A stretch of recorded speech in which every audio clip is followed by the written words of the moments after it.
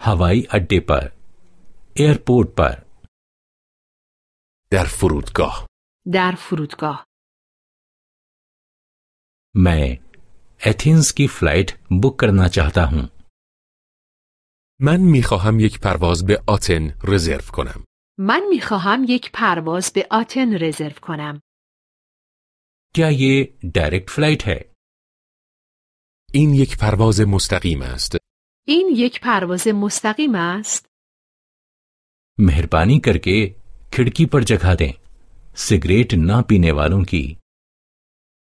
لطفاً یک صندلی کنار پنجره برای غیر سیگاری ها. لطفاً یک صندلی کنار پنجره برای غیر سیگاری ها. मैं अपनी फ्लाइट की तस्दीक करना चाहता हूं.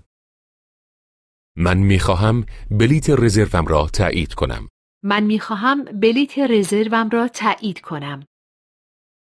मैं अपनी फ्लाइट की तंसीख कराना चाहता हूं. من میخواهم بلیت رزروم را کنسل کنم. من میخواهم بلیت رزروم را کنسل کنم. मैं अपनी फ्लाइट को तब्दील कराना चाहता हूं. میخواهم تاریخ و ساعت بلیتم را تغییر دهم. میخواهم تاریخ و ساعت بلیتم را تغییر دهم.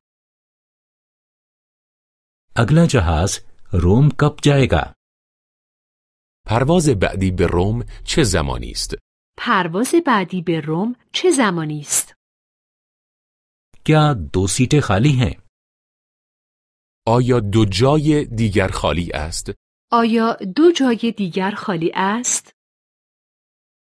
नहीं, हमारे पास सिर्फ 1 सीट खाली है. نه، ما फकत یک جای خالی داریم. نه، ما فقط یک جای خالی داریم. हम कब उतरेंगे? کی فرود می آییم؟ کی فرود می آییم؟ हम वहां कब पहुंचेंगे? کی به مقصد می رسیم؟ کی به مقصد می رسیم؟ शहर जाने वाली बस कब रवाना होगी?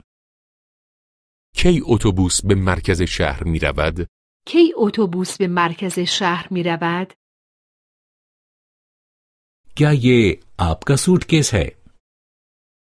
این چمدان شماست؟ این چمدان شماست؟ क्या ये आपका बैग है? این کیف شماست؟ این کیف شماست؟ क्या ये आपका सामान है? این وسایل شماست؟